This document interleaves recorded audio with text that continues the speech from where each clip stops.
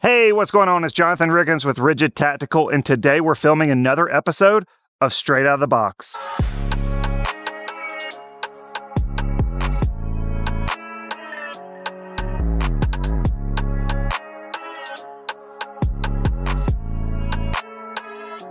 So if you're not familiar with the Straight Outta The Box series, this is where I take a gun straight out of the box. We do a little bit of an overview of it. I talk about what I like and dislike about it, and then I go and shoot it in a match without ever putting a round through it. It is straight out of the box.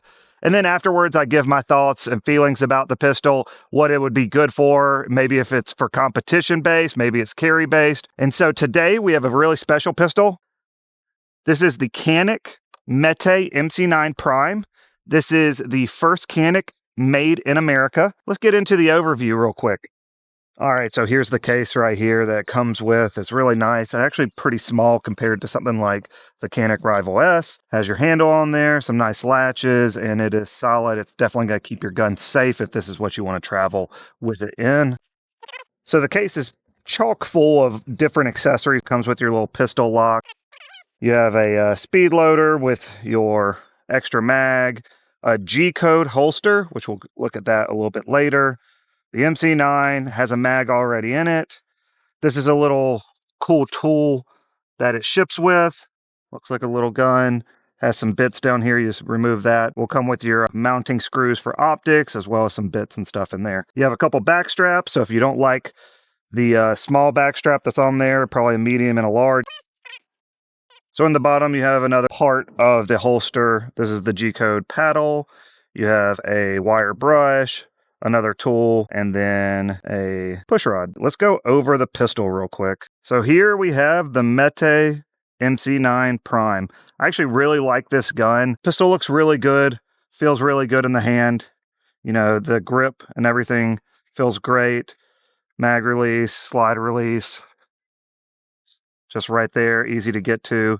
You do have an RMSC cut on the top, so you can mount a red dot up there. It is ready for that. You also have some night sights already built in. These are metal night sights. You have a nice bright front dot, as well as the tritium in the back and the rear. And the back is blacked out, so there actually is no color in that tritium, so that's actually nice. I really like that. The only thing I don't like about these sights personally is that I wish the front sight was just a little thinner. The cool thing about the MC9 Prime is that it is ported / comp. It is ported, as you can see right here, and the slide is cut for that, but the rifling of the barrel does not actually extend all the way up. And I don't know if you can see this or not, but the rifling actually stops before the porting. So it acts as an expansion chamber for the gases right there to come out of the porting. You have some really aggressive slide cuts on the front and the back, so easy to get purchase on, which I like. If we keep working our way down, you do have a textured indexing point. So for that thumb, if you like getting it up there, you can feel that. Your slide release is decent. It doesn't like stick out too much. You're probably not going to get up on top of it. It's going to be easy enough to hit if you need to. I would like a little bit more of a ledge right there personally. Working our way down, we get to the trigger. Now, if you've known anything about Canik, you know that the triggers in all of their guns are pretty sweet right out of the box. And the MC9 is no different. So you have a good amount of take up. That's the only problem I have with it. You have a decent amount of take up, but it's braking right at that 90-degree mark, as you can see. And then it's just a nice crisp break, very easy. And then the reset is what's really special about this trigger. So let me get up really close so you can see the reset right there. Do it again for you. That is a very, very nice reset. So what I will say is this gun is meant to be a carry gun. This is not a competition gun. And so that take up is probably pretty good. As you're bringing up that gun, getting on target, you can go ahead and start taking up that slack in that trigger. It does have a nice defined wall right there at that 90 degrees and then break. We do have a mag release right here. I don't believe there are any different mag releases that come with the gun, but it's decent. It's not the best, but for a mag release. It is kind of a more low profile one. I would like a little bit more extended, but it is nice and textured. And so that really helps when getting a purchase on it. On the sides right here, you're going to see this nice micro dotting texture-ish pattern.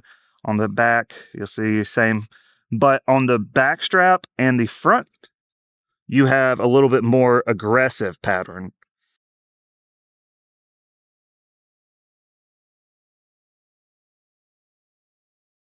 Since a lot of people are carrying appendix carry, they didn't want a super aggressive texture on the sides that's going to wear on you as you wear this in appendix, you know, on your stomach. So they went for a lot of aggressive texture on the front and back, which helps you lock that grip in. But, you know, it's still textured, and it is a really nice texture too. We do have the integrated magwell. If you don't like magwells, you can actually remove it. Back strap on the back. You do have your indicator, chamber indicator. That's the pistol. Let's get into a couple of other things that this gun comes with. Now, I've actually never used G-code holsters, but they are a name brand. People know who they are. I can say that this G-code holster is nice and solid. It has texturing in it. What's really cool about this is that it's set up to either be an inside the waistband, so you can appendix carry, how it's set up right now, or you can actually take this off, flip it to the other side, and it can be an outside of the waistband holster. So as you can see, I am printing from this shirt, especially with this wind coming in. But here we go. So this is what it looks like in appendix carry. Like I said, easy to draw that out, stays in the same spot, easy to put it back in. Again.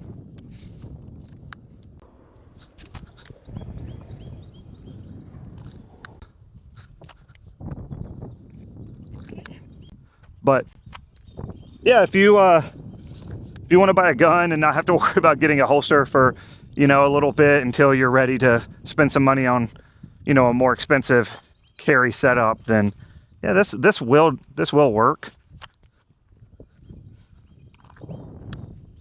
Yeah, G-code holster, really cool. It's a really neat idea what they've done with the MC9 Prime, that they've taken a lot of their aspects of what has gone well with the SFX pistol and what went well with the TTI Combat, and they're kind of molding, you know, their MC9 line of pistols around those concepts to be a carry gun that brings in some of those really nice aspects of competition shooting. We'll see how it shoots tomorrow at the match. So Cannot go outside whatsoever, and no one is allowed. Are you ready? ready. Stand by.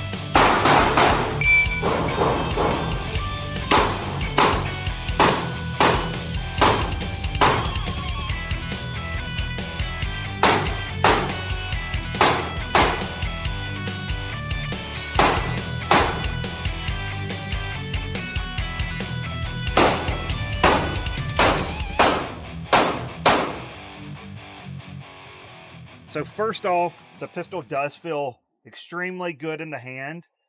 One thing that I can tell though is that this magwell here on the bottom, whenever I get a really good grip on the gun, the front of it actually starts to push down, and you can maybe see a little bit of that movement right there. And so, yeah, once I get my hand wrapped around and I start really gripping in on it, I can feel that kind of flexing down there. The attachment point's right there. I don't know if there's any lockup up there or not. But that little bit of flex, like, I know that I'm getting a really good grip on it, but it's kind of distracting. On one of the stages, you'll see I did have a reload issue where I went to reload on the move.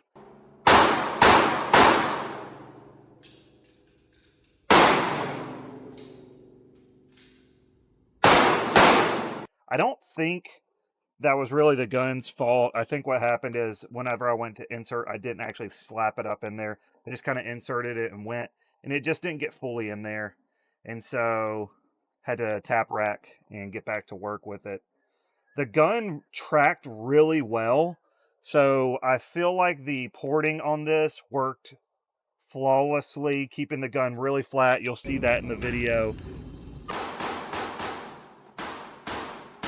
That as I was shooting, the gun was just staying on a really flat plane. And for such a small gun and how light it is, that was a pleasant surprise that it tracked that well. The sights were good. They worked. The only thing I wish that, it was a smaller or slimmer front post that could be a little bit more surgical in my shots. For a carry pistol, this is going to be more than adequate. I think I had some shots that I made out to like 15 to 20 yards with the gun, and I was able to get it on the target. I was able to get those shots within 5 inches of where I was aiming. Unfortunately, they were just a little high. Zero issues with the gun functioning. The first stage racked out a round at the very beginning. Hadn't even put a round through the gun yet, already racking rounds out. And, I was worried hey, maybe there'll be a feed issue because of this. I'm drawing the gun, racking real quick. Is there going to be a feed issue or anything like that? No issues with that. Cycling was fine. The trigger felt amazing. Felt very similar, honestly, to the Canik steel frame that I shoot. So I did use the holster in the outside the waistband configuration. So I actually put on the paddle and was able to just slide this in really easily, wearing a belt so that it kind of clipped in. And I had no issues with this holster drawing, it holding the gun, having good retention on the gun. This is a carry holster. This is not going to be a competition holster. So it is going to hold the gun really close to your body. If you don't want to buy a holster, if you just want to use this one, this is more than adequate, but there are better options out there. But back to the pistol review. So like I said, in the first stage, I actually drew and racked a round out, and these very aggressive slide serrations helped with that, where it was just really easy to do that and then get back up. Slide release, I don't know if I ever went to slide lock. I think I did once, and it worked fine. No issue with that whatsoever. The grip, let other people test it out. Everyone that picked it up was like, ooh, I really like that grip texture. They felt like they could really lock in a good grip with it. Honestly, I'm really impressed with how it performed.